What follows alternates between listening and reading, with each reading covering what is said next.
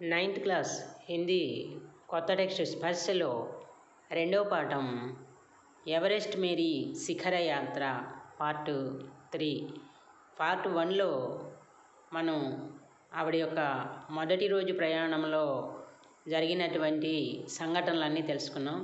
ఇప్పుడు రెండవ రోజు నుండి ప్రారంభిద్దాం. दूसरे दिन नए आने वाले अपने अधिकांश सामान को हम हिमपात के आधे रास्ते तक ले गए. రెండో రోజు కొత్తగా వచ్చినటువంటి వాళ్ళ సామాన్ని మన హిమపాత్ అంటే మంచు కురిసినటువంటి ఆ ప్రాంతంలో సగం రోడ్డు వరకు కూడా తీసుకొని వెళ్ళాం. डॉक्टर मीनू मेहता ने हमें एल्यूमिनियम की सीढ़ियों से अस्थायी पुलों का बनाना, लट्टों और रस्सियों का उपयोग, बर्फ़ की आड़ी तिरछी दीवारों पर रस्सियों को बांधना और हमारे अग्रिम दल के अभियांत्रिकी कार्यों के बारे में हमें विस्तृत जानकारी दी.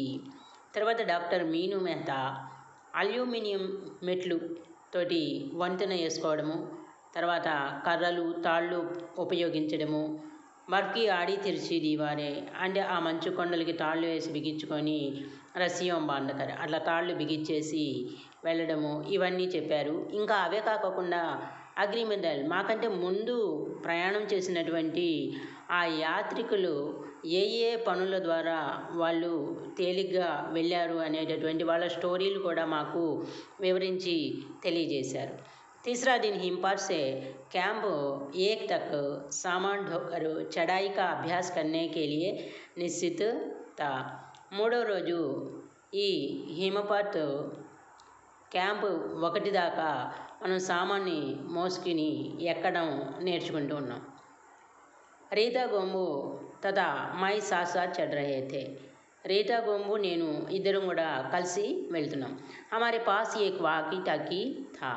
మా దగ్గర ఒక వాకీ టాకీ అంటే మెసేజ్లు పంపించుకోవడం మాట్లాడుకునేటువంటి యంత్రం ఒకటి ఉంది.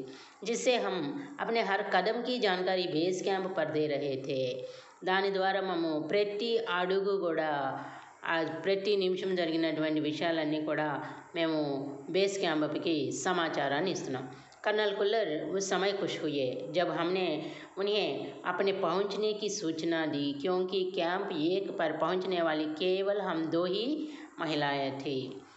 మా నాయకుడైనటువంటి కర్నల్ కుల్లరు చాలా సంతోషించాడు. ఏంటంటే క్యాంపు 1 వరకు చేరుకున్నటువంటి మొట్టమొదటి 2 మహిళలు మేమే అని చెప్పేసి ఆయన దానికి చాలా సంతోషించాడు. अंगदौर जी, लोबसांग और गगन मिस्सा अंततः साउथ पोल पहुंच गए और 29 अप्रैल को 7,900 मीटर पर उन्होंने कैंप 4 लगाया. అంగదోర్జీను లోపసాంగ్ గగన్ మిస్సా వీళ్ళందరూ కూడా సౌత్ పోల్ చేరిపోయారు. వాళ్ళు ఏప్రిల్ 29కి 7,900 మీటర్ల దూరంలో క్యాంప్ 4ని అంటే 4వ క్యాంప్ని ఏర్పాటు చేయడం జరిగింది. ఇది చాలా సంతోషకరమైనటువంటి అభివృద్ధి. जब अप्रैल में मैं बेस कैंप में थी, तेंजिंग अपनी सबसे छोटी सुपुत्री डेकी के साथ हमारे पास आए थे. ఏప్రిల్లో మేము బేస్ క్యాంప్లో ఉన్నప్పుడు తెంజింగ్ తన చిన్న కూతురు అయినటువంటి డేకీతో పాటు మా దగ్గరికి వచ్చారు. उन्होंने इस बात पर विशेष महत्व दिया कि दल के प्रत्येक सदस्य और प्रत्येक शेर्पा कुली से बातचीत की जाए. ఆయన ఒక గొప్ప పని చేశారు. ఏంటంటే అక్కడ ఉన్నటువంటి ఆ గ్రూప్లో ఉన్నటువంటి ప్రతి మనిషితోటి ప్రతి షేర్పా కూలీతో కూడా మాట్లాడారనమాట. जब मेरी बारी आई, मैंने अपना परिचय यह कहकर दिया कि मैं बिल्कुल की नौसिखिया हूँ और एवरेस्ट मेरा पहला अभियान है. తర్వాత అందరినీ అడుగుతున్నట్టే నా వంతు వచ్చింది. నన్ను కూడా ఆయన అడిగినప్పుడు నేను ఈ ఎవరెస్ట్ శిఖరాన్ని అధిరోహించటము కొత్తగా వచ్చాను. నౌసిఖియా హూ, కొత్తగా నేర్చుకుంటున్నాను. నేను ఇదే మొదటిసారి ఈ ఎవరెస్ట్ శిఖరం ఎక్కడం అని చెప్పింది. तेंजिंग हंसे और मुझसे कहा कि एवरेस्ट उनके लिए भी पहला अभियान है. तेंजिंग नव्वी ఇలా అన్నారు, నేను కూడా ఈ ఎవరెస్ట్ శిఖరాన్ని ఎక్కడం మొదటిసారే. लेकिन यह भी स्पष्ट किया कि शिखर पर पहुंचने से पहले उन्हें 7 बार एवरेस्ट पर जाना पड़ा था. కానీ ఆ శిఖరానికి చేరుకునే ముందు నేను 7 సార్లు దీన్ని ఎక్కడానికి ట్రై చేశానని చెప్పాను. फिर अपना हाथ मेरे कंधे पर रखते हुए उन्होंने कहा, तुम एक पक्की पर्वतीय लड़की लगती हो. ఆయన కందె అంటే భుజం, నా భుజం మీద చెయ్యేసి నువ్వు ఒక గట్టి పర్వతీయ లడికి అంటే పర్వత ప్రాంతాల్లో నివసించినటువంటి అమ్మాయివి. తుమ్హే తో శిఖర్ పర్ పహలే హీ ప్రయాస్ మే పహుంచ్ జానా చాహియే. కాబట్టి నువ్వు ఆ శిఖరానికి మొదటి ప్రయత్నంలోనే చేరుకోవాలి అని చెప్పి నా భుజం తట్టి నాకు ధైర్యాన్ని ఇచ్చారు. 15-16 मई 1984 को बुद्ध पूर्णिमा के दिन मैं लाहौर की बर्फीली सीधी ढलान पर लगाए गए सुंदर रंगीन नायलॉन के बने तंबू के कैंप 3 में थी. 15-16 మే నెల 1984 బుద్ధ పౌర్ణమి. ఆ రోజు అక్కడ ఉన్నటువంటి లోసేలో ఉన్నటువంటి బర్ఫీలీ సీదీ డలాన్ పర్ లగాయే, ఆ మంచు చక్కగా పడి ఉన్నటువంటి నున్నటి ప్రాంతంలో ఒక నైలాన్తో తయారు చేయబడినటువంటి డేరా, దాన్ని క్యాంపు 3 అన్నమాట. అక్కడ ఉన్నాను నేను. క్యాంప్ మే 10 और వ్యక్తి थे. ఇంకా ఈ క్యాంపులో నేను కాక ఇంకా 10 మంది అంటే మొత్తం 11 మంది వ్యక్తులు ఉన్నారు. లోప్సాంగ్ తషారింగ్ మేరే తంబూ మే थे. అక్కడ 2 డేరాలు ఏర్పాటు చేశారు. అందుట్లో లోప్సాంగ్, తషారింగు, నేను అంటే బచేంద్రీపాల్ ముగ్గురు ఒక డేరాలో ఉన్నారు. ఎన్డి షేర్పా తథా और 8 अन्य शरीर से मजबूत और ऊंचाइयों में रहने वाले शेर्पा दूसरे तंबुओं में थी. ఇంకా మిగిలిన 8 మంది వాళ్ళు శరీరంగా చూస్తే చాలా దృఢంగా చాలా ఎత్తుగా ఉన్నారన్నమాట. ఆ షేర్పాలు 2వ డేరాలో ఉన్నారు. मैं गहरी नींद में सोई हुई थी कि रात में 12:30 बजे के लगभग मेरे सिर के पिछले हिस्से में किसी एक सख्त चीज़ के टकराने से मेरी नींद अचानक खुल गई और साथ ही एक जोरदार धमाका भी हुआ. దాదాపు రాత్రి 12:30 గంటలకి నేను బాగా గాఢ నిద్రలో ఉన్నాను. గహరీ నీంద్ అంటే గాఢ నిద్రలో ఉన్నాను. ఆ టైంలో 12:30 టైంలో నా తల మీద ఏదో, తల వెనుక భాగంలో నాకేదో ఒక చల్లటి వస్తువు ఏదో తగిలినట్టు అనిపించింది. అది తగిలేటప్పటికి నేను వెంటనే నాకు నిద్ర మెలకువ వచ్చింది. సాథీ ఏక్ జోర్దార్ ధమాక్ బీ హువా, దాని వెంటనే ఏదో గట్టిగా కొట్టినట్టుగా కూడా నాకు అనిపించింది. తబీ ముझे महसूस हुआ कि एक ठंडी बहुत भारी कोई चीज़ मेरे शरीर पर से मुझे कुचलती हुई चल रही है. అప్పుడే నాకు ఇలా అనిపించింది. ఎలా అంటే ఒక చల్లని బరువైనటువంటి వస్తువు నా శరీరం మీద నుండి నన్ను కుదిపేస్తూ ఉన్నట్టుగా నా మీద నుండి వెళ్తున్నట్టు అనిపించింది. ముझे सांस लेने में भी कठिनाई हो रही थी. ఆ బరువైనటువంటి వస్తువు, చల్లని వస్తువు నా మీద పడేటప్పటికి నాకు గాలి పీల్చుకోవడం, శ్వాస ఆడటం కూడా చాలా కష్టమైపోయింది. यह क्या हो गया था? एक लंबा बर्फ का पिंड हमारे कैंप के ठीक ऊपर लोसे ग्लेशियर से टूटकर नीचे आ गिरा था. ఇందుకే ఏమైందంటే ఒక పెద్ద మంచు ముక్క మా క్యాంపుకి సరిగా పైభాగం నుండి గ్లేషియర్ నది, గ్లేషియర్ అంటే మంచు నది అని చెప్పుకున్నాం కదా, ఆ మంచు నది అంటే గడ్డలుగా డొల్లుకుంటూ వచ్చేసేస్తాయి అన్నమాట. అవి వచ్చి మా క్యాంప్ మీద పడ్డాయి అన్నమాట. और उसका విశాల హిమపుంజ్ బనా గయా థా. అలా పడినటువంటి మొక్కలన్నీ కూడా చాలా ఎక్కువ ప్లేస్లో పడ్డాయి అన్నమాట, చాలా విశాలంగా ఉన్నాయి. हिमखंडों, बर्फ के टुकड़ों तथा जमी हुई बर्फ के इस विशाल काय पुंज ने एक एक्सप्रेस रेल गाड़ी की तेज गति और भीषण गर्जना के साथ सीधी ढलान से नीचे आते हुए हमारे कैंप को तहस नहस कर दिया है. ఆ గ్లేషియర్ నుండి, నది నుండి వచ్చినటువంటి ఆ మంచు ముక్కలు, ఆ విశాలమైనటువంటి ప్రాంతం అంతా కూడా వ్యాపించి ఉన్నటువంటి ఆ ముక్కలు ఎంత ఫాస్ట్గా వస్తున్నాయంటే, ఒక ఎక్స్ప్రెస్ రైలు కనుక ఎంత వేగంగా వెళ్తుందో అంత వేగంగా మా గడ్డలన్నీ కూడా, ఐసు గడ్డలన్నీ భయంకరమైనటువంటి మోత చేసుకుంటూ కిందికి వచ్చేసేస్తూ ఉన్నాయి. అవి వచ్చి మా క్యాంపుని చల్లా చెదరు చేసేసి దాని మీద పడిపోయినాయి. वास्तव में हर व्यक्ति को चोट लगी थी. నిజం చెప్పాలంటే ప్రతి వ్యక్తికి కూడా చోట్ అంటే గాయాలైనవి. यह एक आश्चर्य था कि किसी की मृत्यु नहीं हुई थी. కానీ ఇంకా మేము చాలా ఆశ్చర్యపడాల్సిన విషయం ఏంటంటే అంత భయంకరమైనటువంటి సంఘటన జరిగినా కానీ అక్కడ ఎవరి యొక్క మరణము కూడా జరగల, అంటే ఎవరు కూడా మరణించలేదు. लोबसांग अपनी स्विस छुरी की मदद से हमारे तंबू का रास्ता साफ करने में सफल हो गए थे और तुरंत ही अत्यंत तेजी से मुझे बचाने की कोशिश में लग गए. అందరూ ఎలాగోలా బయటకు వచ్చినట్టున్నారు, కానీ బచేంద్రి మాత్రం దానిలో ఇరుక్కుపోయిందనమాట. ఆ లోప్ సింగ్ అప్పుడు ఏం చేశారంటే తన దగ్గర ఉన్నటువంటి పదునైనటువంటి ఒక కత్తి లాంటి వస్తువు ఏదో ఉంది, ఆ దాంతో ఆ తంబుకి రాస్తా అంటే ఆ మార్గం అంతా కూడా క్లీన్ చేసేసి నన్ను ఆ డేరాలో నుంచి బయటికి లాగేసేసారనమాట. తొడిసి బి దేర్ కా సీదా అర్ధత మృత్యు. ఒక్క క్షణం ఆలస్యమైతే నేను మరణించుండేదాన్ని. बड़े बड़े हिमपिंडों को मुश्किल से हटाते हुए उन्होंने मेरे चारों तरफ की कड़े जेमे बर्फ़ की खुदाई की और मुझे उस बर्फ़ की कब्र से निकाल बाहर खींच लाने में सफल हो गए. నా చుట్టుపక్కలంతా కూడా మంచు ముక్కలు పడిపోయి ఉన్నాయి. అలాంటి వాటిని చాలా తెలివిగా నా నలువైపులా ఉన్నటువంటి ఆ ముక్కలన్నింటినీ కూడా తీసేసి తవ్వుకుంటూ వచ్చేసి నన్ను ఆ మంచు కబ్ర్ అంటే సమాధి, అంటే తన మీదంతా కూడా మంచుగడ్డలు పడిపోయినాయి అనమాట, దాంట్లో మునిగిపోయింది ఆవిడ. ఆ ముక్కలన్నింటినీ తీసేసి ఆ సమాధి నుండి, మంచు సమాధి నుండి నన్ను ఎలాగో బయటికి లాగి తన విజయాన్ని సాధించాడు. అదే ఇంకా కొన్ని క్షణాలు ఆలస్యమైనట్టయితే నేను దాంట్లోనే ప్రాణాలు వదిలేదాన్నేమో అని చెప్పి అన్నారు బచేంద్రి. సుబహ్ తక్ సారే సురక్షా దళ్ ఆగైతే. తెల్లవారేటప్పటికి, ఇది రాత్రి 12:30కి జరిగిన సంఘటన. తెల్లవారేపటికి అక్కడ ఉన్నటువంటి ఆర్మీ అంతా, అంటే మనని రక్షించేటటువంటి రక్షక దళం అన్నమాట, వాళ్ళందరూ వచ్చేసారు. 16 मई को प्रातः 8 बजे तक हम प्रायः सभी कैंप 2 पर पहुंच गए थे. మే 16 దాదాపు ఉదయం 8 గంటలకి మేమంతా కూడా రెండో క్యాంప్ ప్లేస్కి చేరుకున్నాం.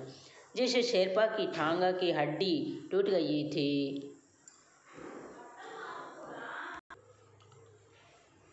उसे एक खुद के बनाए स्ट्रेचर पर लिटाकर नीचे लाए. ఒక షేర్పాకి టాంగాకి హడ్డీ టూట్ గయి, కాలు యొక్క ఎముక ఇరిగిపోయింది. అతన్ని స్వయంగా ఒక స్ట్రెచ్చర్ తయారు చేసుకొని దాన్ని కిందకి తీసుకొని వచ్చారు. हमारे नेता कर्नल कुल्लर के शब्दों में यह इतनी ऊंचाई पर सुरक्षा कार्य का एक जबरदस्त साहसिक कार्य था. అప్పుడు మా నేత కర్నల్ కుల్లర్ గారు చెప్పారు, ఇంత ఎత్తులో నిజంగా ఇంత భయంకరమైనటువంటి సంఘటనని ఎదుర్కోవటం అనేది చాలా ధైర్యంతో కూడినటువంటి పని అని చెప్పారు. सभी नवपुरुष सदस्यों को चोटों अथवा टूटी हड्डियों आदि के कारण बेस कैंप में भेजना पड़ा. 9 మంది పురుషులు వీళ్ళంతా కూడా పాపం దెబ్బలు తగిలి ఎముకలు ఇరిగిపోయి ఉండడం వలన వాళ్ళని మళ్ళీ కిందకి బేస్ క్యాంప్కి పంపించేశారు. तभी कर्नल कुल्लर मेरी तरफ मुड़कर कहने लगे, क्या तुम भयभीत थी? అప్పుడు కర్నల్ కుల్లర్ నా వైపు చూసి అడిగారు, ఏంటి భయం వేసిందా అన్నారు. జీ హా, అవును భయం వేసిందన్న. క్యా తుమ్ వాపసీ జానా చాహోగి? అయితే నువ్వు తిరిగి వెళ్ళిపోతావా అన్నారు. నహీ మైనే బినా కిసీ హిచ్కిచాహట్కి ఉత్తర్ దియా. లేదు అని చెప్పి నేను ఎటువంటి సంకోచము లేకోకుండా ధైర్యంగా వెనక్కి తిరిగి వెళ్ళను అని చెప్పారు. जैसे ही मैं साउथ कोल कैंप पहुंची, मैंने अगले दिन की अपनी महत्वपूर्ण चढ़ाई की तैयारियां शुरू कर दी. నేను ఈ సౌత్ కోల్ క్యాంప్కి చేరుకున్న తర్వాత ఆ నెక్స్ట్ డేకి కావాల్సినటువంటి ప్రయాణానికి ఏర్పాట్లన్నీ మొదలుపెట్టుకున్నా. मैंने खाना, కుకింగ్ గ్యాస్ తథా కుछ ఆక్సిజన్ సిలిండర్ ఇకట్టా కియే. నేను కొంత ఆహార పదార్థాలని, వండుకునే గ్యాస్ని, ఇంకా ఆక్సిజన్ సిలిండర్ని అన్నింటినీ కూడా ఒక చోట పోగు చేసి పెట్టుకున్నా. जब दोपहर 1:30 बजे बिस्सा आया, उसने मुझे चाय के लिए पानी गर्म करते देखा. 2 జాములప్పుడు మధ్యాహ్నం 1:30 ఆ టైంలో బిస్సా వచ్చారు. ఉస్నే ముझे చాయ్ కే లియే పానీ గరం కర్తే దేఖా. ఆయన అంటే నేను టీ తయారు చేసుకోవడానికి అన్ని నీళ్ళు వేడి చేస్తూ ఉంటే చూశారు. కి జై और मीनू अभी बहुत पीछे थे. ఇంకా కీను, జై, మీను వీళ్ళు ముగ్గురు కూడా ఇంకా చాలా వెనకాలే ఉన్నారు. मैं चिंतित थी क्योंकि मुझे अगले दिन उनके साथ ही चढ़ाई करनी थी। वे धीरे धीरे आ रहे थे क्योंकि वे भारी बोझ लेकर और बिना ऑक्सीजन के चल रहे थे. నాకు చాలా దిగులుగా ఉంది, ఎందుకంటే నేను రేపు వాళ్ళతో కలిసి నేను ప్రయాణం చేయాలి. కానీ ఎందుకంటే వాళ్ళు వెనకబడింది, చాలా నెమ్మదిగా వస్తున్నారు, చాలా బరువుని మోసుకొని వస్తున్నారు. భోజ్ అంటే బరువు, పైగా వాళ్ళు ఆక్సిజన్ కూడా లేకుండా వస్తున్నారు. दोपहर बाद मैंने अपने दल के दूसरे सदस्यों की मदद करने और अपने एक थर्मस को जूस से और दूसरे को गर्म चाय से भरने के लिए नीचे जाने का निश्चय किया. నేను 2 జాములప్పుడు ఒక నిర్ణయానికి వచ్చాను, ఎందుకంటే నాతోటి వచ్చేటటువంటి సభ్యులకి నేను కొంచెం సహాయం చేద్దామని చెప్పేసి 2 ఫ్లాస్కులు తీసుకొని ఒక దాంట్లో జ్యూసు, ఇంకొక దాంట్లో వేడి టీ పోసుకొని కిందకి వెళ్ళాలని నిర్ణయించుకున్నాను. मैंने बर्फीली हवा में ही तंबू से बाहर कदम रखा. ఆ మంచు చల్లటి గాలికి నేను డేరాలోంచి బయటికి అడుగుపెట్టా. जैसे ही मैं कैंप क्षेत्र से बाहर आ रही थी मेरी मुलाकात मीनू से हुई. నేను ఆ డేరాలోంచి క్యాంపు బయటికి వచ్చానో లేదో ఇంతలో నాకు మీను కలిశాడు. కీ और జై అభి కుచ్ పీచే थे. ఇంకా కీను, జై ఇప్పుడు ఇంకా కొద్దిగా వెనకాల ఉన్నారు నాకంటే అని చెప్పారనమాట. मुझे జై जेनेवा स्पर की चोटी के ठीक नीचे मिला.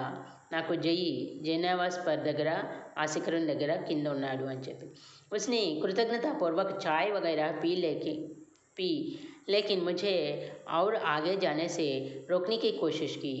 ఆయన థ్యాంక్స్ చెప్తూ నేను ఇచ్చినటువంటి ఆ టీని తాగారు, కానీ ఇంకా నువ్వు ముందుకు వెళ్ళొద్దు అని చెప్పి ఆపారు. मगर मुझे की से भी मिलना था, కానీ నేను కీని కూడా కలవాలి. थोड़ा सा और आगे नीचे उतरने पर मैंने की को देखा. ఇంకా కొంచెం ముందుకు వెళ్ళేటప్పటికి అక్కడ నాకు కీ కనిపించారు.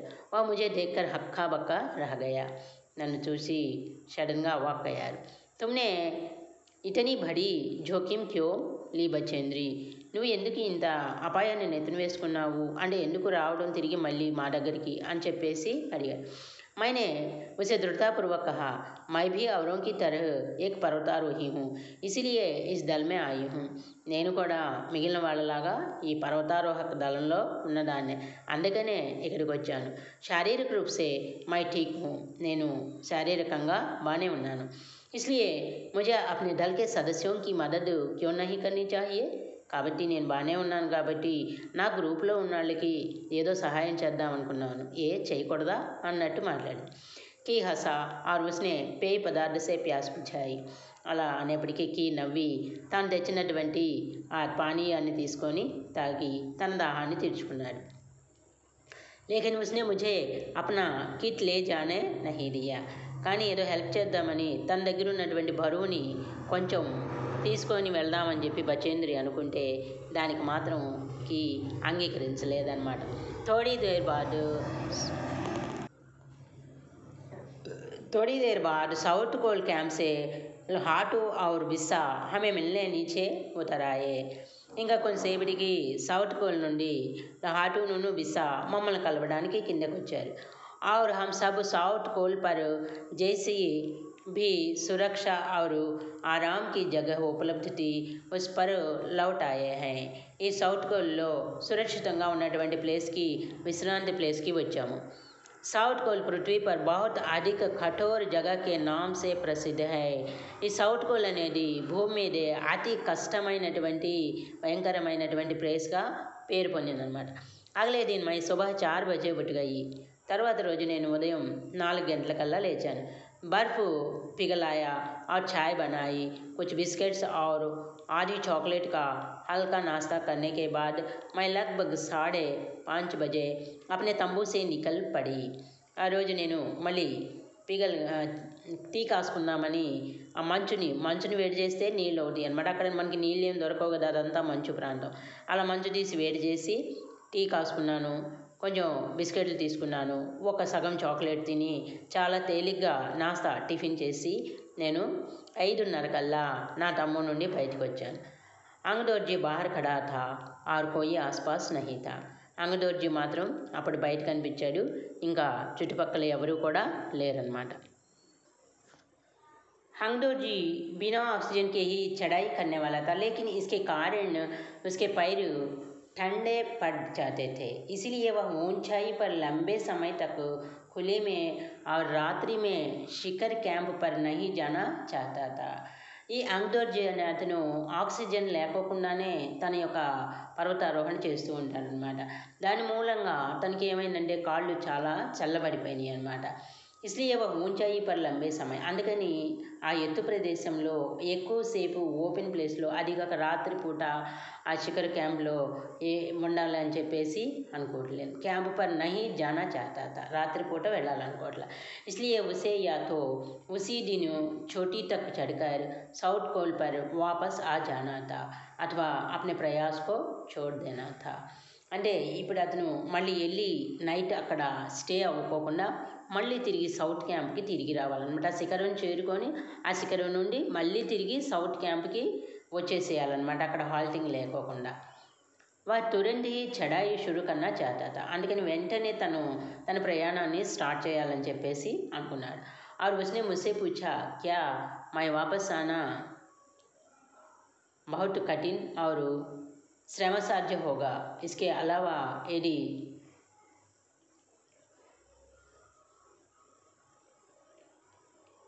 हंगडोर जी के पैर ठंडे पड़ गए तो उसके लौट कर आने का भी जोखिम था.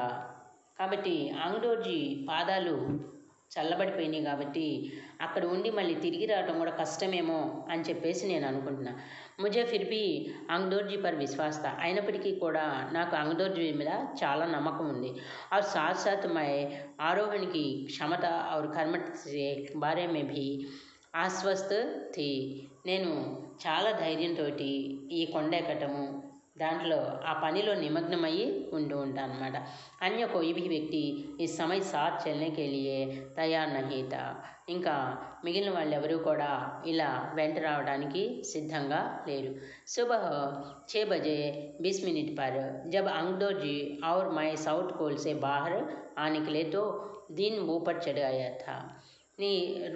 6:20కి మేము అంగ్డోర్ జీను నేను బయటకు వచ్చేసాం. సౌత్ పోల్ నుండి బయటకు వచ్చేటప్పటికి తో दिन ऊपर चढ़ गया था, అంటే తెల్లవారిపోయిందనమాట. हल्की हल्की हवा चल रही थी, మెల్లమెల్లగా గాలి వీస్తోంది. लेकिन ठंड भी बहुत अधिक थी, కానీ చల్లదనం కూడా చాలా ఎక్కువ ఉంది. मैं अपने आरोही उपस्कर में काफ़ी सुरक्षित और गरम थी, కానీ నేను వేసుకున్నటువంటి ఆ బట్టలు అవి ఉన్నాయి కదా, ఆ సామాన్లు అవి, దాంతో నేను సురక్షితంగా కొంచెం వేడిగానే అతి చల్లగా లేకుండా ఉన్నాను. हमने बगैर रस्सी के ही चढ़ाई की, మేము తాడు, అది రస్సీ అంటే తాడు అనుకున్నాం, తాడు లేకోకుండానే ఎక్కుతూ ఉన్నాం. अंगडोर जी एक निश्चित गति से ऊपर चढ़ते गए और मुझे भी एक साथ चलने में कोई कठिनाई नहीं आई. అంగ్డోర్ జీ ఒకే లెవెల్లో, అంటే ఒక చోట స్పీడు ఒక చోట స్లో కాకోకుండా ఒకే లెవెల్లో ఎక్కుతున్నారు. నేను కూడా అతనితో ఎక్కడం నాకంత కష్టమని కూడా అనిపించలేదు. जमे हुए बर्फ की सीधी व ढलाऊ चट्टानें इतनी सख्त और बुरबुरी थी मानो शीशे की चादरें बिछी हो. అక్కడ ఉన్నటువంటి ఆ ఐసు గడ్డలు అవన్నీ కరిగిపోయి ఎలా ఉన్నాయంటే ఆ మంచు శిఖరాలు నున్నగా, చాలా నున్నగా ఎలా ఉన్నాయంటే గ్లాసు దాని మీద పరిచారా అన్నట్టుగా ఉంది. हमें बर्फ काटने के फावड़े का इस्तेमाल करना ही पड़ा. మేము ఆ మంచుని పగలగొట్టేటటువంటి ఫావడా అంటే తవ్వకోలు అనమాట, దాంతో మేము పగలగొట్టి దాన్ని ఉపయోగించుకొని ఆ మంచుని ముక్కలుగా చేసుకుంటూ ఉన్నాం. और मुझे इतनी सख्ती से फावड़ा चलाना पड़ा जिससे कि उस जमे हुए बर्फ़ की धरती को फावड़े के दांते काट सके. నేను ఎంత బలంగా దాంతో ఆ గడ్డపారతోటి కొట్టవలసి వచ్చిందంటే దాని పళ్ళు వెళ్ళి ఆ ముక్కల్ని పగలగొట్టేటట్టుగా చేయాల్సి వచ్చింది. मैंने उन खतरनाक स्थलों पर हर कदम अच्छी तरह सोच समझ कर उठाया है. అది చూడడానికి చాలా అపాయకరమైనటువంటి ప్లేస్లు అనమాట. దాంతో నేను ప్రతి అడుగు కూడా ఆచితూచి చాలా జాగ్రత్తగా వేస్తున్నాను. కొంచెం మనం అజాగ్రత్తగా ఉన్నా కూడా జారిపోయి కిందకి వచ్చామంటే ఇంకా ప్రాణాలు మన చేతిలో ఉండవు అన్నమాట. అందుకని ప్రతి అడుగు కూడా నేను చూసి చాలా జాగ్రత్తగా వేస్తున్నాము ఆ మంచు కొండల మీదకి ఎక్కుతూ. 2 घंटे से कम समय में ही हम शिखर कैंप पर पहुंच गए. 2 గంటల కంటే ముందే మనం शिखर कैंप की చేరాలి. अंगडोर जी ने पीछे मुड़कर देखा और मुझसे कहा कि क्या मैं थक गई हूँ. నాకు अंगडोर जी నా వైపు తిరిగి ఏంటి అలసిపోయావా అని అడిగాడు. मैंने जवाब दिया नहीं, లేదు అని చెప్పి నేను సమాధానం ఇచ్చాను. जिसे सुनकर वे बहुत अधिक ఆశ్చర్యచకిत और ఆనందిत हुए. నేను ఎప్పుడైతే అలసిపోలేదు అని సమాధానం చెప్పానో ఆ సమాధానం విని ఆయన చాలా ఆశ్చర్యపోయాడు, చాలా ఆనందించాడు అనమాట. उन्होंने कहा कि पहले वाले दल ने शिखर कैंप पर पहुंचने में 4 घंटे लगाए थे और यदि हम इसी गति में चलते रहे तो हम शिखर पर दोपहर 1 పहुంచ్ జాయేంగే. ఇంతకుముందు ఈ శిఖరం ఎక్కిన వాళ్ళు 4 గంటలు టైం పట్టింది. మనం ఇదే గతిలో ఇదే స్పీడ్లో కనుక మనం నడుచుకుంటూ వెళ్ళినట్టయితే మధ్యాహ్నం 1 గంట ఆ టయానికి మనం శిఖరం పైకి వెళ్ళిపోతాము అని చెప్పారు. लाटू हमारे पीछे पीछे आ रहा था और जब हम दक्षिणी शिखर के नीचे आराम कर रहे थे वह हमारे पास पहुंच गया. లాటు మాకు వెనక వస్తున్నాడు. మేము దక్షిణ శిఖరానికి వెళ్ళి కొంచెంసేపు రెస్ట్ తీసుకుంటూ ఉండగా ఆ టైంలో అతను అక్కడికి చేరుకున్నాడు. थोड़ी थोड़ी चाय पीने के बाद हमने फिर चढ़ाई शुरू कर दी. మేము కొద్దిగా టీ తాగి మళ్ళీ మా యొక్క కార్యక్రమాన్ని స్టార్ట్ చేసాం. లాటు एक नैलान की रस्सी लाया था. లాటు దగ్గర ఒక నైలాన్ తాడు ఉందన్నమాట. ఇస్లియే అంగడోర్జీ और मैं रस्सी के सहारे चढ़े. అందుకని అంగడోర్జీ మేము కూడా ఇద్దరం ఆ తాడు సహాయంతో ఎక్కడం మొదలుపెట్టాం. जबकि లాటు एक हाथ में रस्सी पकड़े हुए बीच में चला. లాటునేమో ఆ తాడును మధ్యలో పట్టుకొని మధ్యలోంచి నడుస్తూ ఉన్నాడు. उसने रस्सी अपनी सुरक्षा की बजाय हमारे संतुलन के लिए पकड़ी हुई थी. ఆ తాడు తన సురక్షత కోసం కాకుండా వీళ్ళిద్దరిని బ్యాలెన్స్ చేయడం కోసమని తాడు పట్టుకొని నడుస్తూ ఉన్నాడనమాట लाटू ने जान दिया कि मैं उन ऊंचाइयों के लिए सामान्यतः आवश्यक 4 लीटर ऑक्सीजन की अपेक्षा लगभग 2.5 लीटर ऑक्सीजन प्रति मिनट की दर से लेकर चढ़ रही थी.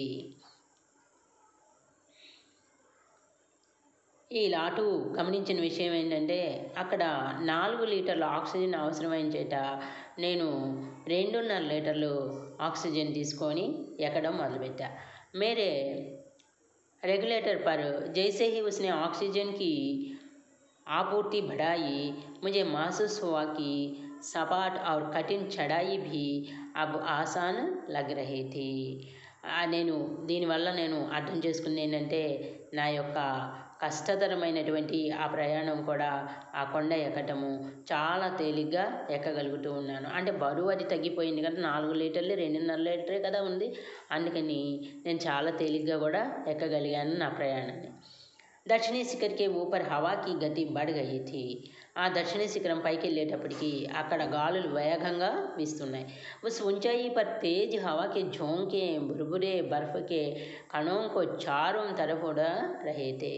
అక్కడ ఉన్నటువంటి ఆ గాలులు ఎంత వేగంగా వీస్తున్నాయి అంటే ఆ మంచు కణాలు 4 వైపులా ఎగురుతూ ఉన్నాయన్నమాట మంచుగడ్డ. जिससे దృశ్యత శూన్య తక్ ఆ గయి థీ.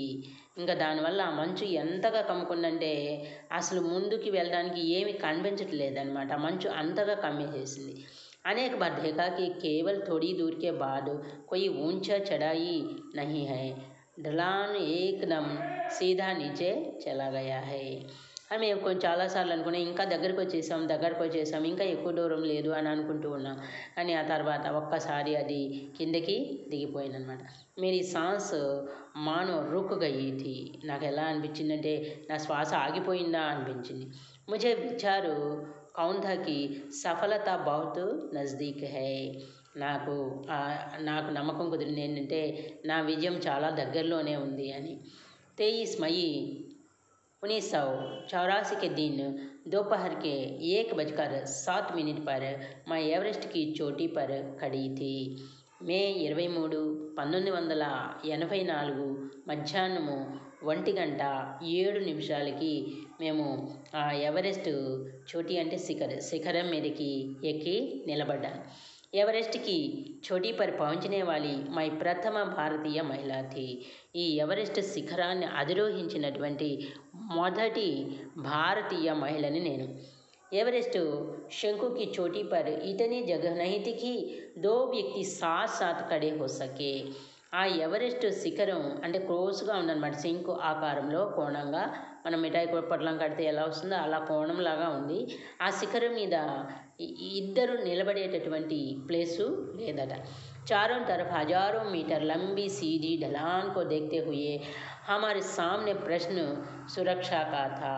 నాలుగు వైపులా ఎటు చూసినా కూడా అదంతా కూడా చాలా నున్నగా ఉన్నటువంటి ఐసు మొక్కలు అవన్నీ చూస్తే ముందు మమ్మల్ని మేము రక్షించుకోవాలి, ఎందుకంటే ఏ మాత్రం కొంచెం కాలు జారినా కూడా అదంతా నున్నగా ఉంది కాబట్టి జారినంటే ఇంకా అసలు అడ్రస్ ఉండదు అనమాట।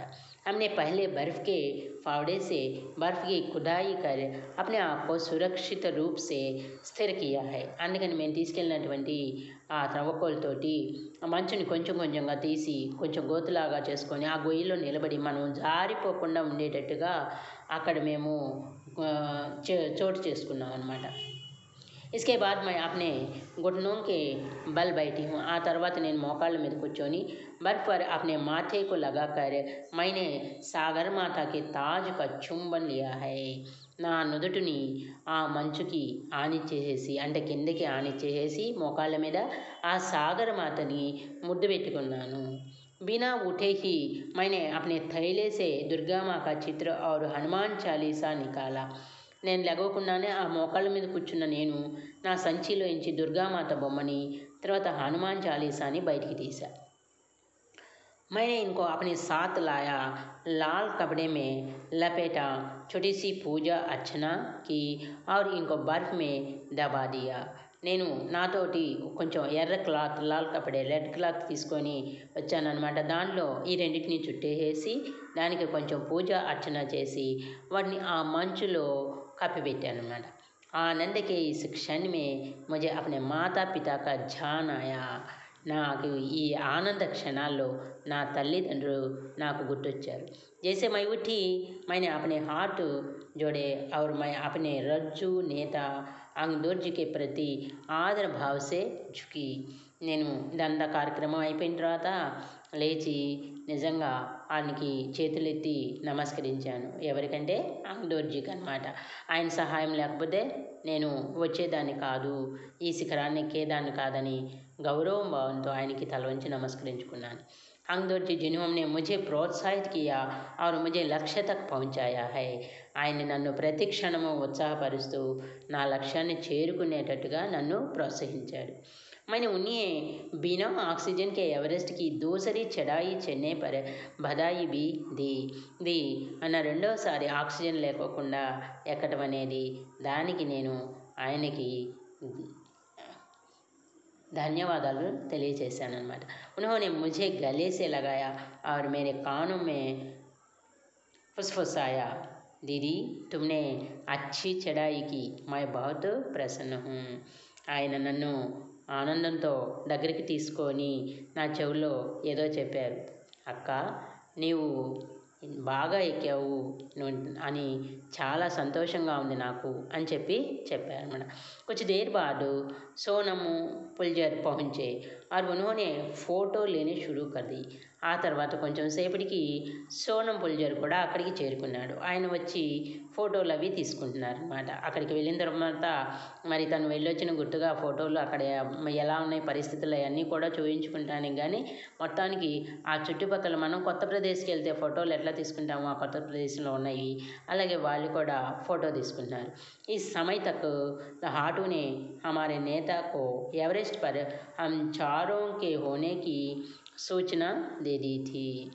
ఈ ఇంతలో హాటు మా నాయకుడికి మేము నలుగురం కూడా ఎవరెస్ట్ దగ్గర ఉన్నట్టుగా समाचाराన్ని పంపించాడు। तब मेरे हाथ में వాకీ టాకీ దియా గయా. అప్పుడు నా చేతికి వాకీ టాకీ ఇచ్చారు. కర్నల్ కొల్లారు హమారీ సఫలతా మే బహుత్ ప్రసన్నతే. మా నాయకుడైనటువంటి కర్నల్ కొల్లరు మా విజయానికి చాలా సంతోషించారు. ముझे बधाई देते हुए उन्होंने कहा, मैं तुम्हारी इस अनूठी उपलब्धि के लिए तुम्हारे माता पिता को बधाई देना चाहूँगा. నిజంగా నువ్వు సాధించినటువంటి ఈ విజయానికి నీ తల్లిదండ్రులకి మేము కృతజ్ఞత తెలియజేస్తాను. వే బోలేకి దేశ్ కో తుమ్ పర్ గర్వ హై. ఆయన ఏమన్నారంటే, నిన్ను చూసి దేశం గర్విస్తుంది. और अब तुम ऐसे संसार में वापस जाओगे जो तुम्हारे अपने पीछे छोड़े हुए संसार से एकदम भिन्न होगा. నువ్వు ఇప్పుడు ఎలాంటి ప్రపంచంలోకి వెళ్తావంటే, ఇప్పుడు నీ వదిలొచ్చినటువంటి ప్రపంచం వేరు, మళ్ళీ నువ్వు వెళ్ళిన తర్వాత ఉన్నటువంటి ప్రపంచం వేరు అని చెప్పాడు. అంటే ఏంటి, మనం విజయం సాధించినటువంటి క్రికెట్ ప్లేయర్లకే ఎంతో ఘనంగా ఎలా స్వాగతం చెప్తారో, అలాంటిది ఎవరెస్ట్ శిఖరాన్ని అధిరోహించినటువంటి తొలి భారతీయ మహిళగా నీకు ఎంత గౌరవం మర్యాదలు అవన్నీ దొరుకుతాయో, అప్పుడు అంతకుముందు నువ్వెవరో తెలియనటువంటి ఈ ప్రపంచము ఇప్పుడు నువ్వు వెళ్ళిన తర్వాత ఆ ప్రపంచంలోనే ప్రసిద్ధిగాంచినటువంటి పేరుగాంచినటువంటి ఎవరెస్ట్ శిఖరానికి తొలి మహిళ ఎక్కినటువంటి తొలి మహిళ బచేంద్రపాలి అని ప్రపంచమంతా కూడా నిన్ను ఎంతో గౌరవిస్తుంది. కాబట్టి ఆ ప్రపంచం వేరు, కొత్తగా ఇప్పుడు నువ్వు వెళ్ళిన తర్వాత నీకు లభించేటటువంటి ఈ ప్రపంచం వేరు అని చెప్పి కర్నల్ కొల్లారాంకి చెప్పారనమాట. ఈ విధంగా బచేంద్రపాల్ తన యొక్క ఎవరెస్ట్ శిఖర యాత్రని మనకి తెలియజేశారనమాట.